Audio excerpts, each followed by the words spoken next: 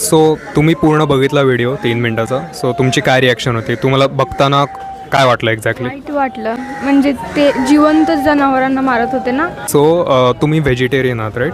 So त्याच्यामध्ये तुम्ही बघितलं असेल की एक गाय तुम्ही बघितली असेल आणि तिच्यावर जबरदस्ती लोक करतात काहीतरी. सो ते एक्झॅक्टली कळलं तुम्हाला काय चालू होतं ते? हो, ते फर्टिलाइज करतायत. तिकडं आर्टिफिशियल इन्सेमिनेशन असं लिहिलेलं आहे. सो ते का होतं माहिती आहे तुम्हाला? हो, त्यांची ब्रीड चांगली व्हावी म्हणून, पुढची जी जनरेशन आहे ना तर ती चांगली व्हावी आणि दूध जास्त प्रोड्यूस व्हावं असं काहीतरी. दुधासाठी राईट?